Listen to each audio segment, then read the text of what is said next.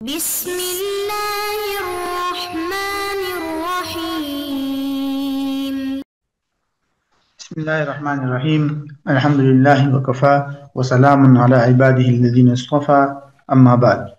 عزیز طلبہ، نور الایضاح کتاب کی آج ہماری یہ کلاس نمبر 39 ہے، اور آج کی کلاس میں ہم جو فصل شروع کر رہے ہیں اس میں نماز کا شروع سے لے کر آخر تک ایک مکمل مسنون طریقہ بتایا گیا ہے، اور اس فصل کا نام ہے فصل فی کیفیت ترکیب الصلاۃ، کہ یہ فصل ہے ترکیب صلاۃ کی کیفیت اور طریقے کے بیان میں۔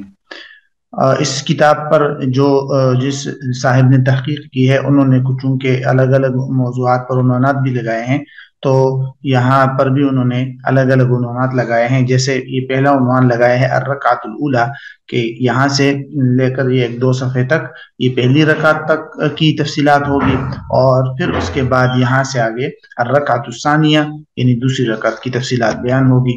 تو ترتیب کے ساتھ ہم دیکھتے ہیں، کیونکہ اس میں کچھ مشکل چیزیں نہیں ہیں، تو بہرحال ہم اس کو دیکھ لیتے ہیں ترجمے کے ساتھ ساتھ ہی۔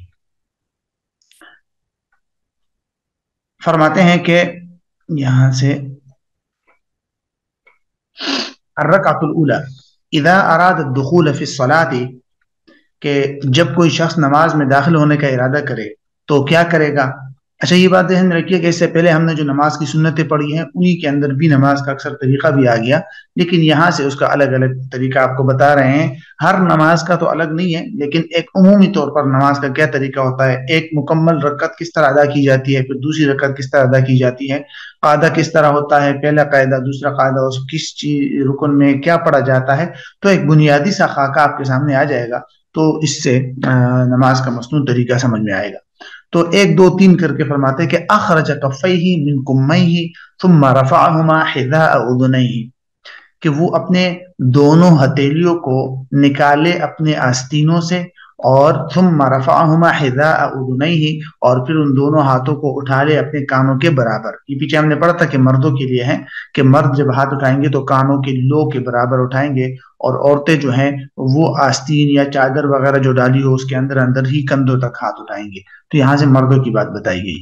نمبر 2، ثم کبر بلا مد ناویا، پھر تکبیر کہے مد کے بغیر نیت کرتے ہوئے، ٹھیک ہے، نیت کرتے ہوئے، نماز کی نیت کرتے ہوئے تکبیر کہہ دے اللہ اکبر، اور مد کے بغیر یعنی اللہ اکبر کے اندر شروع میں بھی مد نہ کرے، اللہ اکبر غلط ہے، اور اس طرح اللہ اکبر کہنا بھی غلط ہے۔ تو اس طرح کے مد کے بغیر جو ہے وہ تکبیر کہہ کر نماز شروع کر دے۔ اچھا جی، اب تکبیر کے لیے کس طرح کے الفاظ استعمال کیے جائیں گے؟ اللہ اکبر استعمال کر سکتے ہیں آپ، اللہ اعز و اجل اس طرح کہہ کر آپ استعمال کر سکتے ہیں، کسی بھی ذکر سے آپ تکبیر یعنی ذکر اللہ سے آپ نماز شروع کر سکتے ہیں۔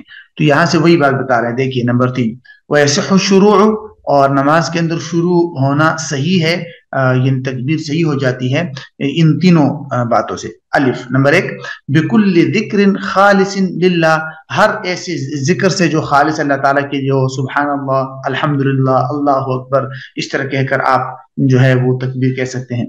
با، وَبِالْفَارِسِيَّةِ إِنْ عَجَزَ عَنِ الْعَرَبِيَّةِ، اگر کوئی عربی سے عاجز آ جائے تو وہ فارسی میں بھی تکبیر کہہ سکتا ہے، ٹھیک ہے۔ کالقراءۃ بها للعاجز عن العربیہ، جس طرح کے اس کی قراءت جو ہے، نماز کی قراءت، وہ بھی عربی سے عاجز آدمی وہ کر سکتا ہے۔ اچھا، تو اگر کوئی 2 باتیں ہیں اس بات کے اندر، ایک تو یہ کہ اگر کوئی شخص تکبیر جو ہے وہ عربی میں نہیں کہہ سکتا تو وہ تکبیر جو ہے وہ فارسی زبان میں یا کسی اور زبان میں کہہ سکتا ہے، ٹھیک ہے۔ تو ایسی صورت میں اس کی نماز صحیح ہو جائے گی اور وہ نماز اس کی شروع ہو جائے گی۔ دوسری بات جو بتائی گئی ہے وہ کل قراءتی سے ہے، کہ اگر کوئی شخص نماز کے اندر قراءت سورہ فاتحہ اور سورت جو ہے وہ عربی میں نہیں پڑھ سکتا تو وہ اس کا ترجمہ فارسی زبان میں یا کسی اور زبان میں پڑھ سکتا ہے اگر عاجز ہے تو۔ لیکن یہ بات ذہن میں رکھیے، یہ امام صاحب کی رائے تھی پہلے، کہ امام صاحب نے نماز کے اندر قراءت جو ہے فارسی وغیرہ کسی اور زبان میں اجازت دی تھی، لیکن بعد میں امام صاحب نے اس سے رجوع کر لیا کہ اگر کوئی شخص قادر ہو تو بھی نہیں پڑھ سکتا، قادر نہ ہو تو بھی وہ فارسی وغیرہ میں قراءت نہیں کر سکتا۔ لہٰذا اب مفتابی قول یا جس قول پر فتویٰ ہے وہ یہی ہے کہ نماز کے اندر قراءت آپ فارسی میں نہیں کر سکتے، ہاں تکبیر کی گنجائش دیتے ہیں علماء۔ جی وَإِنْ قَدَرَ عَلَى الْعَرَبِيَّةِ لَا يَصِحُّ شُرُوعُهُ بِالْفَارِسِيَّةِ، اگر کوئی عربی پر قادر ہے تو وہ پھر نماز کو شروع کرنا فارسی زبان سے نماز سے شروع نہیں کر سکتا، اور نہ ہی پھر نماز کی قراءت فارسی میں کر سکتا ہے۔ اصح قول یہی ہے۔ بہرحال یہ دیکھیے خلاصہ یہی ہے، جیسے انہوں نے یہاں لکھا ہے کہ ان الشروع بالفارسیۃ صحیح وان قدر علی العربیہ، یہ بات ذہن میں رکھیے کہ اگر عربی زبان پر انسان قادر ہو تو بھی فارسی زبان میں وہ نماز کو شروع کر سکتا ہے۔ یعنی خلاصہ یہ ہوا کہ جہاں تک نماز کو شروع کرنے کی بات ہے تو مصنف نے تو بتایا کہ اگر عربی پر قادر نہیں ہے تو فارسی زبان میں کر سکتا ہے، اگر عربی پر قادر ہے تو فارسی زبان میں نماز کو شروع نہیں کر سکتا، یہ مصنف کی رائے ہے۔ لیکن علامہ ابن عابدین رحمہ اللہ اور ان حضرات نے جس قول کو فتویٰ دیا ہے وہ یہ ہے کہ بھائی اگر انسان عربی پر قادر ہو تو بھی فارسی زبان میں تکبیر تحریمہ وغیرہ کہہ کر نماز شروع کر سکتا ہے، ایک بات۔ دوسری بات، نماز کے اندر قرات، نماز کے اندر قرات کے بارے میں مصنف کی رائے یہ ہے کہ اگر عربی پر قادر ہے تو پھر فارسی زبان میں نہیں کر سکتا، لیکن اگر عربی پر قادر نہیں ہے تو پھر فارسی زبان میں قرات کر سکتا ہے۔ لیکن جیسے میں نے آپ کو بتایا کہ امام صاحب کی پرانی رائے تھی، اب امام صاحب نے اسے رجوع کر لیا ہے۔ اب نماز کے اندر اگر کوئی شخص قادر ہو عربی پر یا نہ ہو، دونوں صورتوں میں وہ فارسی زبان میں قرات نہیں کر سکتا۔ اب فتویٰ یہ ہے، تو ان دونوں باتوں میں فرق کو آپ ضرور سمجھیے گا مصنف کی رائے کے مطابق۔ نمبر 4، پھر اس کے بعد کیا کرے؟ ثم نماز شروع کرنے کے بعد کہتے ہیں ثم وضع یمینہ علی یسارہ، پھر دائیں ہاتھ کو رکھ کے اپنے بائیں ہاتھ پر، تحت سرتہ، ناف کے نیچے، عقب التحریمہ، تکبیر تحریمہ کے فوراً بعد، بلا مہلہ، بغیر کسی تاخیر اور مہلت کے۔ یعنی جب انسان تکبیر تحریمہ کہہ دے تو فوراً ہاتھوں کو باندھ لے، بایاں ہاتھ نیچے اور دایاں ہاتھ اوپر، اور کیا طریقہ ہوگا وہ ہم نے پیچھے پڑھا ہے، ٹھیک ہے، کہ چھوٹی انگلی اور انگوٹھے سے حلقہ بنا کر اس کو پکڑ لے، باقی 3 انگلیوں کو لمبائی میں چھوڑ دے، اور اس میں بیچ میں فاصلہ نہ رکھے۔ کچھ لوگ اس طرح کرتے ہیں، تکبیر تحریمہ کہہ کر ہاتھوں کو نیچے چھوڑ دیتے ہیں، سوچتے رہتے ہیں اور پھر کچھ ٹائم بعد جو ہے وہ ہاتھوں کو باندھتے ہیں۔ یہ مسنون طریقہ اور درست طریقہ نہیں ہے، تکبیر تحریمہ کے فوراً بعد ہاتھوں کو باندھ لینا چاہیے۔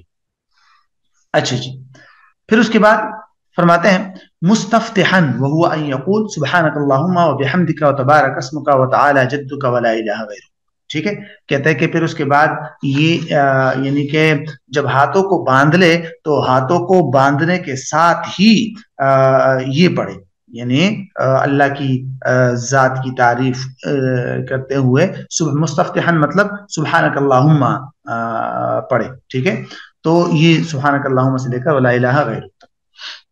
وَيَسْتَفْتِحُ كُلُّ مُصَلٍّ، یہ ایک چھوٹا سا نقطہ ہے کہ ہر نماز پڑھنے والا یہ استفتاح پڑھے گا، یعنی سبحانک اللہم و بحمدک، یہ جو ہے یہ ہر نماز پڑھنے والا یہ پڑھے گا، اور ثنا جس کو آپ کہتے ہیں، یہ ہر نماز پڑھنے والا پڑھے گا، مقتدی ہو، امام ہو، اکیلے نماز پڑھنے والا ہو، جو بھی ہو، ہر ایک آدمی اس کو پڑھے گا، ٹھیک ہے جی۔ نمبر 6، ثم تعوذ سرا للقراءة فيأتي به المسبوق للمقتدي ويؤخر عن تكبيرات العيدين۔ 2-3 نقطے ہیں، ایک تو یہ کہ تعوذ سرا للقراءة، پھر قراءت کے لیے آہستہ آواز میں اعوذ باللہ بسم اللہ بھی پڑھے، ٹھیک ہے، یعنی اعوذ باللہ کی بات ہو رہی ہے، اعوذ باللہ بسم اللہ پڑھے قراءت کے لیے۔ تو اس سے کیا معلوم ہوا کہ فیأتی به المسبوق للمقتدی، مقتدی یہ اعوذ باللہ بسم اللہ نہیں پڑھے گا، ہاں مسبوق پڑھے گا، کیونکہ مقتدی تو قراءت کرتا نہیں ہے، حنفیہ کے ہاں مقتدی تو پیچھے سورہ فاتحہ اور سورت نہیں پڑھتا، صرف امام پڑھتا ہے، تو مقتدی صرف ولا الہ غیرک تک پڑھے گا، اعوذ باللہ بسم اللہ نہیں پڑھے گا۔ اور مسبوق جس سے 1-2 رکعتیں نکل گئی ہو، وہ بعد میں جب اپنی رکعت پڑھے گا، قضا کرے گا امام کے بعد، تو اس وقت وہ پھر لا الہ غیرک کے بعد اعوذ باللہ بسم اللہ بھی پڑھے گا، کیونکہ وہ قراءت بھی کرے گا نا، تو جب قراءت کرے گا تو اس کے بعد پھر وہ اعوذ باللہ پڑھے گا۔ یہاں سے وہی بات بتا رہا ہے کہ مسبوق جو ہے یہ تعوذ پڑھے گا، مقتدی نہیں۔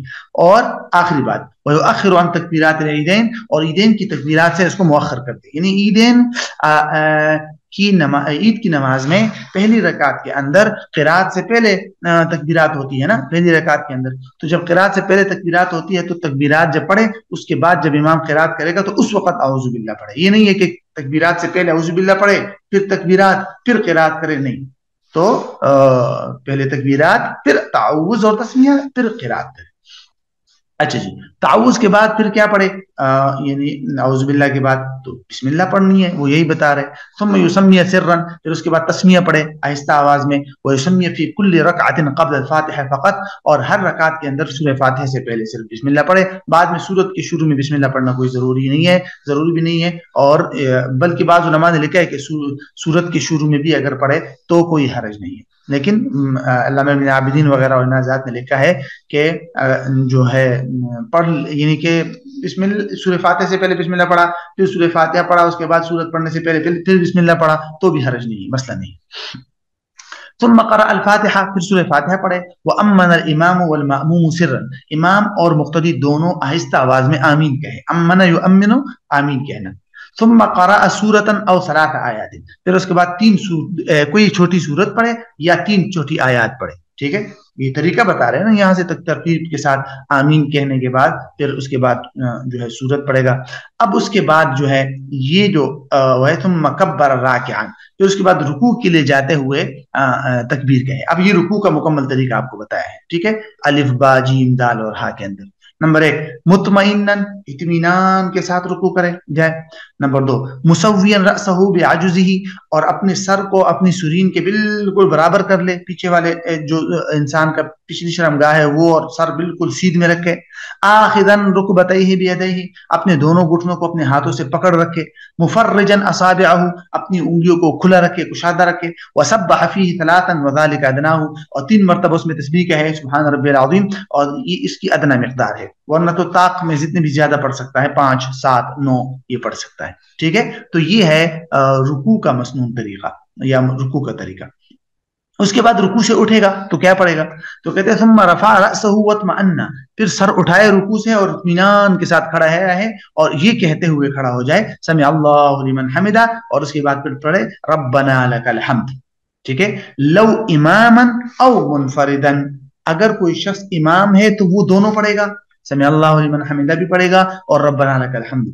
और मुनफरिद है, अकेले नमाज पढ़ रहा है तो भी वो दोनों पढ़ेगा, समी अल्लाहु लिमन हमिदा और रब्बना लकल हम्द।